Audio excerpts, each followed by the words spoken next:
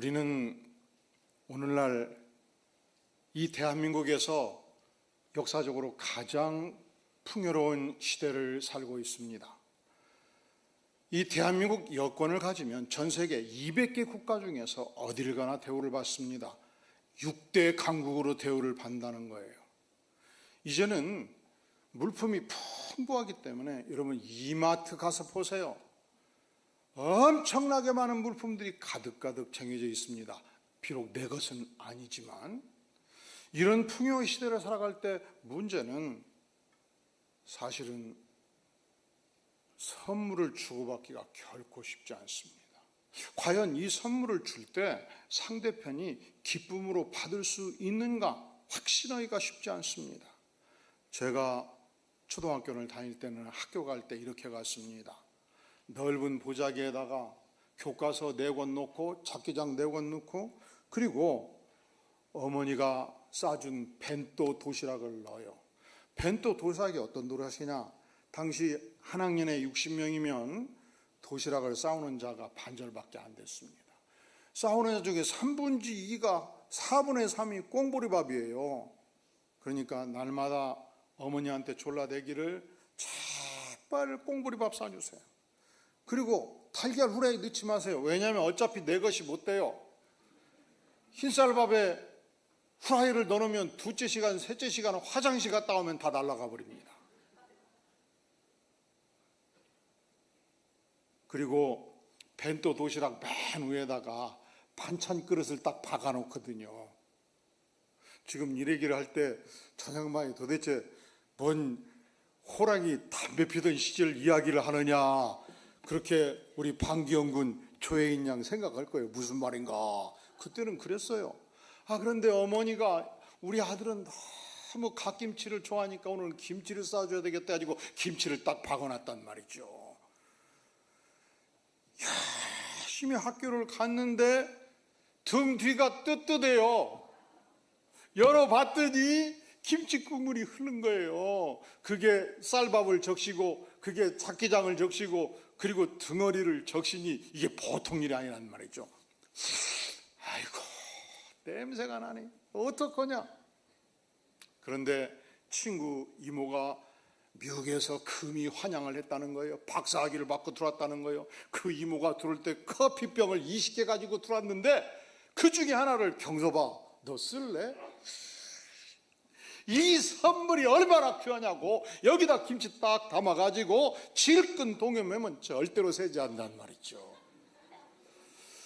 그래서 제가 이 소중한 선물을 예배 끝나고 우리 방기영 군한테 주면 할렐루야 너무너무 감사합니다 그렇게 인사를 하겠냐고.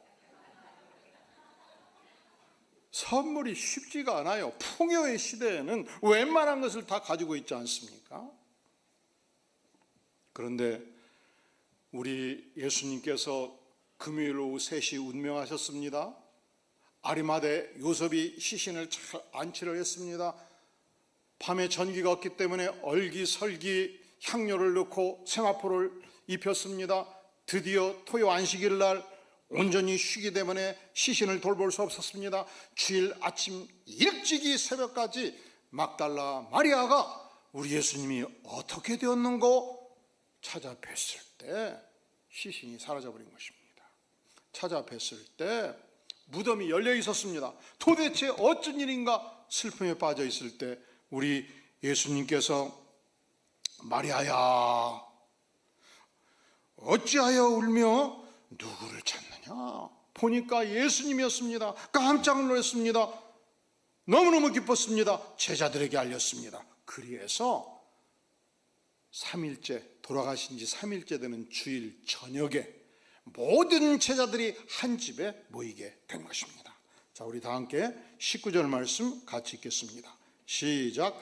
이날 곧 안식 후 첫날 저녁 때 제자들이 유대인들을 두려워하여 모인 곳에 문들을 닫았더니 예수께서 오사 가운데 서서 이르시되 너희에게 평강이 있을지어다.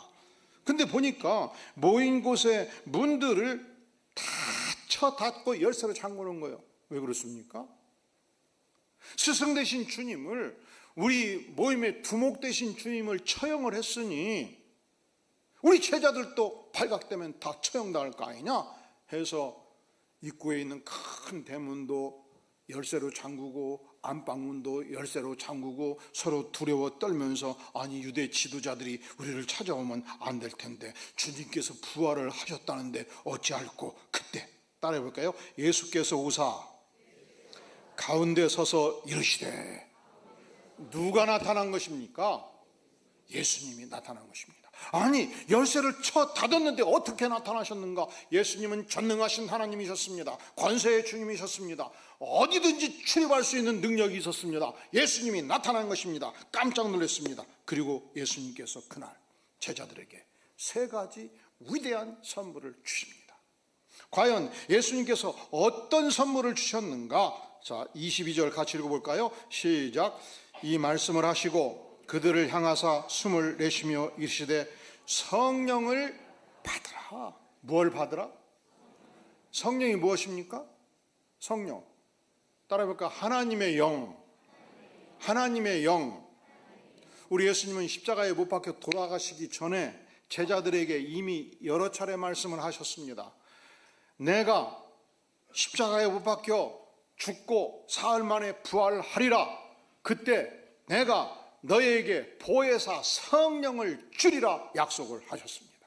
이 보혜사라는 단어가 곁에서 돕는 자의 뜻이에요. 그러니까 지금까지는 예수님이 제자들 곁에서 직접 도왔지만 승천하시면 이제 예수님이 보내시는 성령, 하나님의 영, 그가 직접 제자들을 돕고 제자들 곁에서 말씀을 깨우쳐 주시고 날마다 할 일을 깨우쳐 주시는 돕는 자, 하나님의 영이 임하게 된다. 그렇게 말씀을 하시는 것입니다.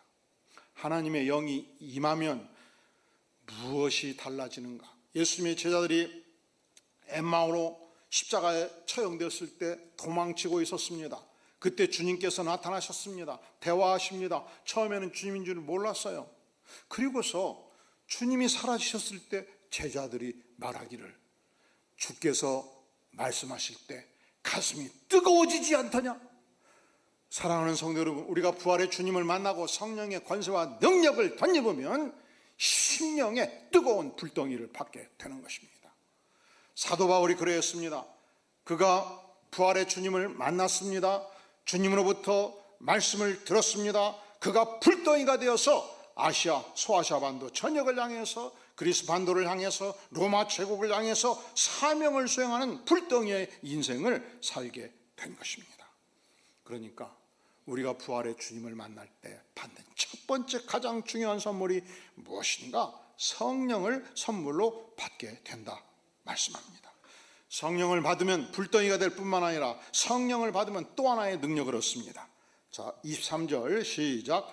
너희가 누구의 죄든지 사하면 사여질 것이요 누구의 죄든지 그대로 두면 그대로 있으리라 하시니라.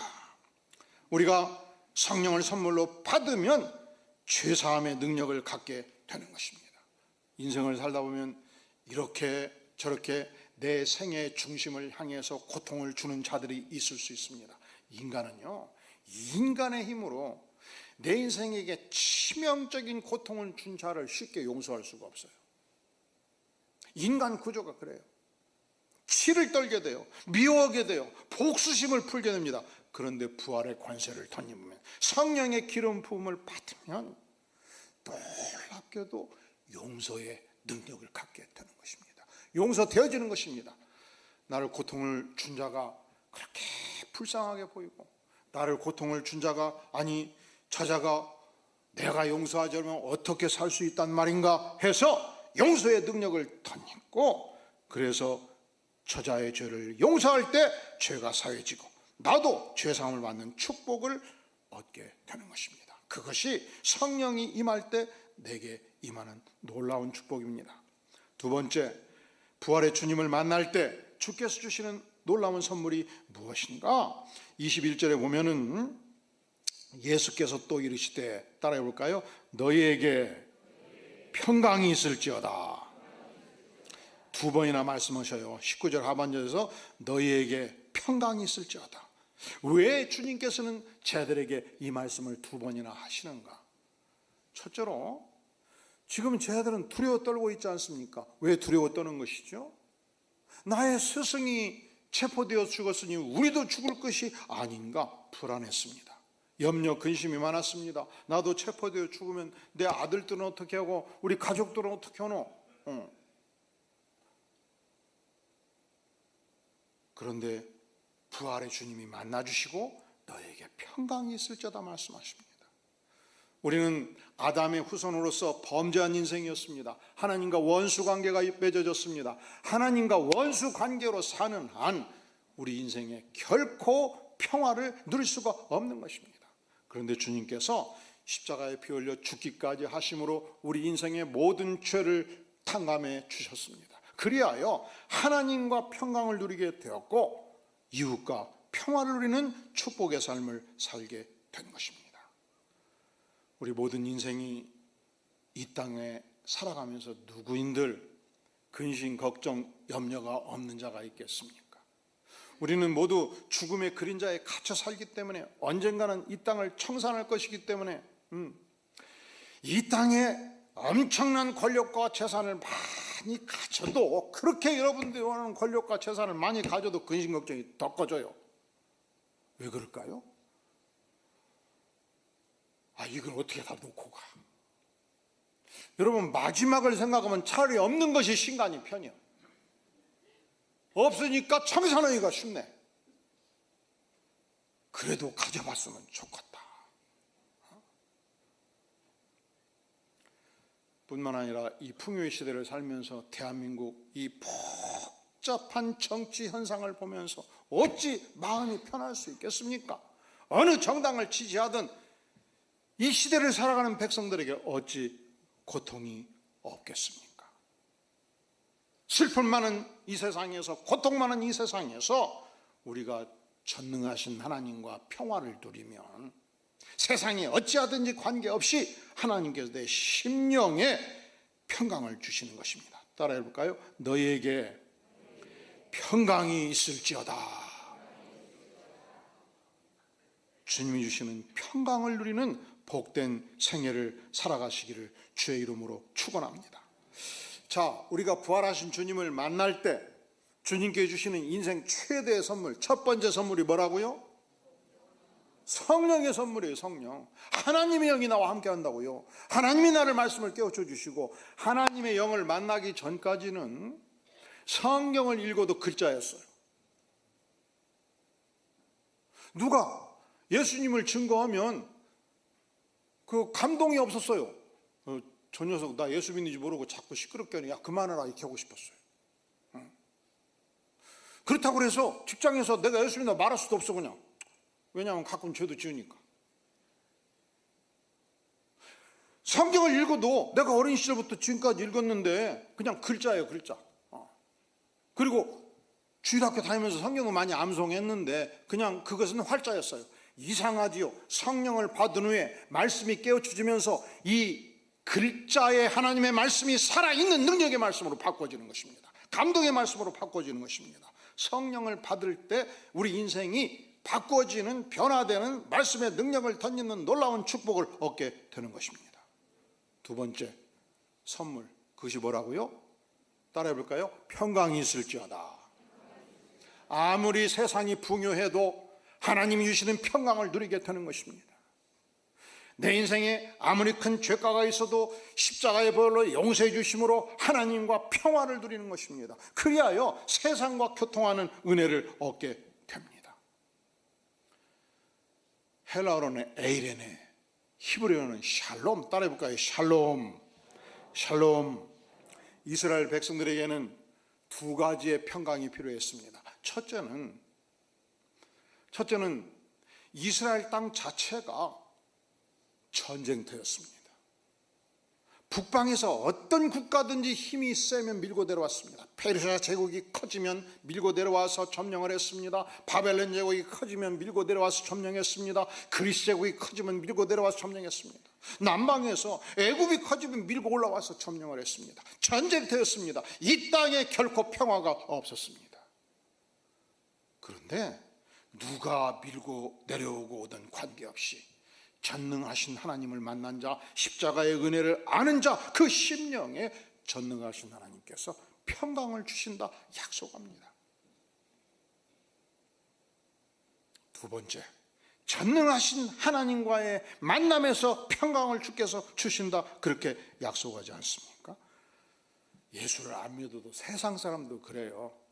그냥 온갖 근심 걱정을 아들이 끼리고 살고 그냥 밤낮 없이 돈 벌려고 뛰어다니고, 그래서 얼굴을 보면 그냥 수심이 가득하고, 그러면 엄마가 뭐라고 합니까? 아들아 와서 밥 한 끼 먹어라. 아들이 좋아하는 음식 대접해 주면서, 아들아 인생이 말이야 신간이 편해야 살 거 아니냐, 욕심 좀 내려놓고 포기하거라. 마음 편하게 살아야 인생 아니겠냐, 신간 편하게 살아라. 예수 안 믿어도 신간 편하게 사는 것이 중요한데, 우리는 예수를 믿을 때 우리 전능하신 하나님의 아들 예수 그리스도께서 너희에게 평강이 있을지어다, 할렐루야, 평강을 누리시기를 주의 이름으로 축원합니다. 세상이 어떻게 돌아가든지 관계없이, 내 인생에 재물이 많든지 적든지 관계없이, 권력이 있든지 없든지 관계없이 너희에게 평강이 있을지어다, 주님이 주시는 위대한 선물이라 아니할 수 없습니다. 세 번째, 부활의 주님을 만나는 인생들에게 주시는 놀라운 선물이 있습니다. 그것이 무엇입니까? 21절 하반절에 보면 아버지께서 나를 보내신 것 같이, 따라 불러요, 나도 너희를 보내노라. 주님께서 이 땅에 어찌해서 오셨습니까? 전능하신 하나님께서 직접 이 땅에 보내셨습니다. 그리고 사명을 수행하셨습니다. 그 주님께서 우리에게 말씀하십니다. 따라해 볼래요? 나도 너희를 보내노라. 무슨 말씀입니까? 우리에게 세상을 향해서 사명인으로 사명을 수행하라고 우리를 보낸다는 것입니다. 부활의 주님을 만날 때 우리에게 위대한 사명을 주십니다. 제자들이 부활의 주님을 만나기 전까지는 도망쳤습니다. 사명이 없었습니다. 불안했습니다. 부활의 주님을 딱 만나고 말씀을 듣는 순간, 아, 그렇다, 주님은 죽음 아래 갇혀있는 자가 아니다. 주님은 하나님의 아들이시다. 주님은 전능자시다. 주님은 죽음을 뚫고 부활하셨다. 내가 두 눈으로 보았다. 그래서 이 사명을 예수님의 제자들이 전적으로 감당했고, 동시에 바울 사도도 이 부활의 주님을 만났습니다. 이방인을 향해서 복음을 전하는 사명을 부여받고, 그는 소아시아권 터키 반도를 향해서 전력 두고 복음을 전했습니다. 그리스 반도를 향해서 전력 두고 복음을 전했습니다. 그리고 로마 반도를 향해서 전력 두고 복음을 전하고 사명을 수행하는 삶을 살았고, 그는 고백하기를, 내가 이 사명을 수행하는데 나의 생명도 조금치도 아까워하지 않다고 신앙 고백을 하게 된 것입니다. 사랑하는 성도 여러분, 우리가 사명을 받고 사명을 수행한다라고 생각하면 부담부터 생각하기, 아이고 부담스럽다, 사명 없는 게 좋겠다. 반대를 생각해 보세요. 내가 만약에 이 땅을 살아가는데 내가 필수적으로 해야 될 위대한 사명이 없다면 어떤 인생을 사는가? 나 잘난 맛에 살아요. 이 알량한 나 잘난 맛에 사는 것이 얼마나 알량합니까? 과거의 영광 속에 살기 쉬워요. 내래 과거에 이랬느라고 자랑하기 쉬워요. 그리고 목건역이 포덕충이라고 목숨을 위해서, 내 몸을 위해서, 그저 밥벌이를 위해서 사는 인생이 되지 않겠습니까? 그런 인생이었는데 우리 주님께서 나도 너희를 보내노라, 사명인으로 보내노라, 하나님께서 나에게 위대한 사명을 주셨습니다.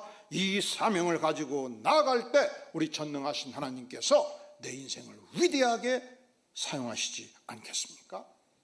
오늘의 이 시대를 살아갈 때 어떤 인생을 살아야 마땅합니까? 전능하신 하나님의 아들 예수 그리스도, 그분께서 나에게 주신 이 위대한 선물을 충만히 누리며 사는 복된 생애 되기를 주의 이름으로 축원합니다. 머리 숙여 기도합니다. 영광의 주님, 우리가 이 땅의 생애를 살아갈 때에 제자들을 향해 주셨던 이 위대한 선물 우리도 받고 누리며 살기를 원합니다. 우리의 생애 속에 평강을 넘치게 허락하여 주시옵소서. 성령으로 기름 부어 주시옵소서. 사명인의 삶을 살게 도와주시옵소서. 예수님의 이름으로 간절히 기도하옵나이다. 아멘.